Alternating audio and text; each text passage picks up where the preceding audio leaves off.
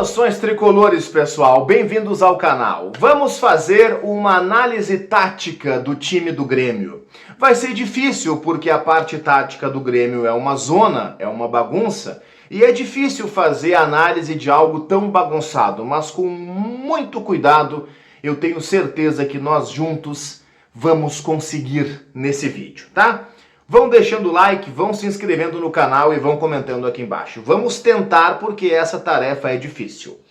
Para se fazer uma análise tática, coletivamente falando do time do Grêmio, eu preciso começar pelos aspectos individuais. Vamos da defesa para o ataque. O nosso lateral direito ele tem visivelmente dificuldades defensivas, mas ele no ataque ele aparece bem. Ele aparece fazendo corredor pela direita, executando cruzamentos, ele aparece também fazendo aquela diagonal, entrando na área. É uma jogada marcante do João Pedro. Seria uma jogada ainda mais potencializada, ele fazendo essa diagonal, se nós tivéssemos um movimento sincronizado, ou seja, o lateral fazendo a diagonal, cortando para dentro, popular facão, né? E o nosso ponta pela direita, que é o Pavon, fazendo o corredor. Agora, se os dois fizerem o mesmo movimento, ou para dentro ou para fora, aí realmente fica mais difícil. É preciso que o técnico coordene esse movimento.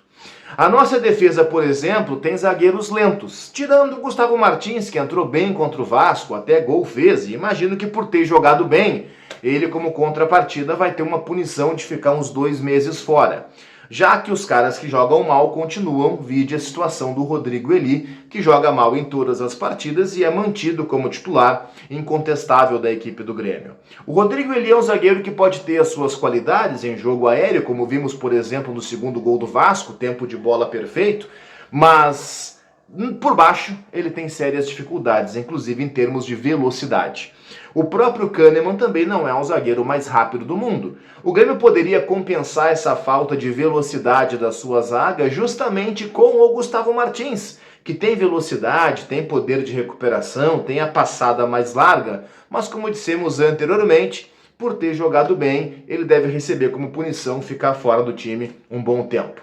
Pela esquerda, o Grêmio tem laterais que não se completam. Geralmente o titular é o Reinaldo, que está machucado, deve ficar mais um mês e pouco afastado. Ele é um jogador de força no apoio, mas que defensivamente tem problema. Olha só, pela direita o nosso lateral também vai bem no apoio, vai bem no ataque, mas é frágil defensivamente.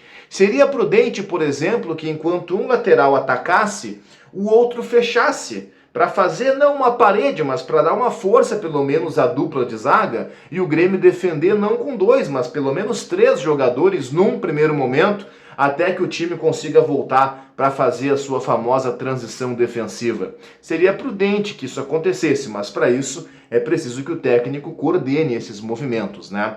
O meio-campo do Grêmio, ele abre com o Vijaçante, que é um primeiro volante no papel, na escalação, mas que na prática ele se solta, ele se desprende do setor, ele chega na frente, e essa é uma grande virtude, uma grande qualidade do Vijaçante, porque ele entra na área, ele faz gols, ele dá assistências, ele aparece como elemento surpresa muitas vezes, ele é um volante que sabe ficar na base da jogada, carimbando essa bola de um lado para outro, mas também tem a habilidade de se infiltrar, de chegar na frente. É muito interessante que quando o volante se desprenda do meio-campo e chegue à frente, o outro volante faça a compensação, faça um contrabalanço, do tipo, se um volante subiu, é importante que o outro fique. Mas aí seria interessante que o técnico fizesse, naturalmente, claro, né, esse movimento, que não acontece com o PP, e não acontece também com o Duqueiroz. Logo, nós podemos estabelecer aqui uma pergunta. Será que a culpa é do PP? Será que a culpa é do Duqueiroz? Fica o questionamento. À frente deles temos a figura do Cristaldo, que é um meia atacante. Eu até diria que ele é mais atacante do que meia. O Cristaldo não é articulador, ele não é um organizador de jogadas, ele não é um pensador, mas ele é um companheiro do centroavante. O Cristaldo é aquele cara que também entra na área, também finaliza bem, por sinal, faz gols, é bom tecnicamente, mas é instável dentro do próprio jogo. Ele aparece, faz uma grande jogada, aí fica 20 minutos sem tocar na bola, volta depois. Ele tem essa instabilidade, mas é bom jogador. Já que ele tem essa instabilidade, seria muito importante que o time fosse orientado a acionar o Cristaldo. Não é o Cristaldo quem tem que acionar o time, afinal de contas ele não é um articulador. Mas ele, por ser bom tecnicamente, por finalizar bem, seria interessante que ele fosse acionado para ficar ativo no jogo, sentir o peso da bola, fazer uma distribuição, receber em condições de girar e bater ou de procurar o centroavante para um tabelamento. Essa movimentação, é claro, que precisaria ser orquestrada. Aí o Grêmio tem no centroavante a figura do Diego Costa, que aliás saiu lesionado contra o Vasco, que é uma figura que é muito importante também. Ele faz pivô, ele sabe jogar de costas, ele incomoda a zaga adversária, ele participa desse jogo psicológico também, que é muito importante, mas ele precisa ser acionado. Ao contrário do Soares, que no ano passado fazia o time jogar sozinho, e sim, era o Soares quem mais fazia o time jogar, e acho que isso fica claro a cada dia que passa. Ao contrário do Soares, que era um craque, o Diego Costa, que não pode ser comparado com o Soares, embora seja bom jogador, ele precisa ser acionado. Ele não pode no meio do campo buscar jogo, porque se ele for no meio do campo buscar jogo, ele vai carregar o zagueiro com ele e vai fazer o time adversário todo pressionar o Grêmio contra o seu campo. Então o Diego Costa, ele não pode voltar sempre para buscar essa bola. Ele precisa ficar no comando. Ele precisa dar ao Grêmio essa profundidade, que significa esticar o campo. Amplitude, alargar. Amplitude, imagina assim, ó, os dois laterais ou os pontas, um bem aberto do seu lado. Amplitude, você abre o campo. Profundidade, você afunda, você empurra o zagueiro para a área adversária. Então os pontas dão amplitude, ou os laterais, se for o caso, e o centroavante dá a profundidade. Eu falei dos pontas, por exemplo, geralmente os pontas do Grêmio são o Pavon pela direita, que faz jogos muito bons, inclusive na parte tática. Esse jogo a TV não mostra, só quem está no estádio realmente que vê, porque ele se dedica, ele ajuda o João Pedro, ele volta e tal. E com a bola ele é um cara que precisa de movimentações curtas, porque ele tem esse raciocínio rápido de dar o tapa, de se apresentar à frente, de buscar o tabelamento. É preciso que o técnico estimule esses movimentos. E pelo outro lado, o Gustavo Nunes vinha sendo o melhor jogador do Campeonato Gaúcho, um dos melhores, e foi sacado nos últimos jogos para que o Soteldo, por ser mais experiente, sabe aquela coisa do Grêmio? O experiente está sempre na frente. Para o Soteldo readquirir, quem sabe, o seu ritmo do começo do ano, coisa que não aconteceu. Desde que o Soteldo voltou de lesão, ele não conseguiu ainda fazer uma grande partida. Mas a característica, embora tenha modificações entre eles, Soteldo e Gustavo Nunes, a característica pode ser semelhante. Eles são pontas destros que jogam aberto pela esquerda, os dois são estimulados a procurar o drible, o 1 contra 1.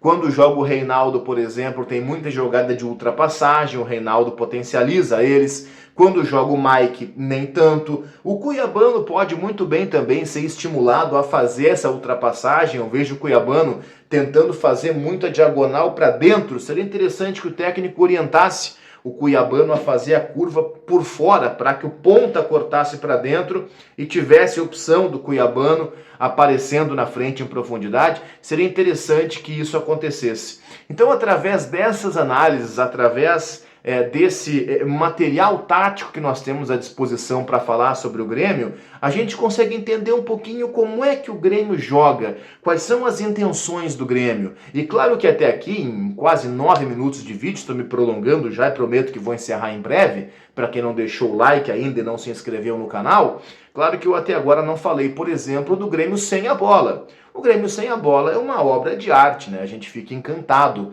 no aspecto tático da movimentação do Grêmio sem a bola. O Grêmio sem a bola é o seguinte, o ataque ele é orientado contra o Vasco, por exemplo, foi assim, perdia o jogo desde cedo. O ataque foi orientado a avançar suas linhas, a morder a zaga do Vasco. O meio-campo foi junto com o ataque e a zaga ficou lá atrás parada, o que gerou um espaço de 40 metros entre meio-campo e defesa do Grêmio, fazendo com que os meias e atacantes do Vasco aparecessem sempre no mano a mano contra a zaga do Grêmio, e isso obrigou a zaga do Grêmio a ficar sempre correndo contra a sua própria goleira. Algo assim de uma inteligência brutal, de uma perspicácia fantástica que foi proporcionado pelo time do Grêmio no jogo contra o Vasco da Gama. Então, com essas questões táticas, com esses movimentos, né, com essa riqueza de detalhes, com esse refinamento da parte coletiva, como é que vocês não acreditam no Grêmio, pessoal? Como é que vocês não acreditam que o Grêmio possa, com esse modelo vigente, atual, ser campeão da América, ser campeão do mundo, ser campeão brasileiro? Como é que vocês não acreditam no Grêmio? Vocês realmente são muito corneteiros, pessoal. Deixem o like no vídeo, se inscrevam no canal e comentem aqui embaixo.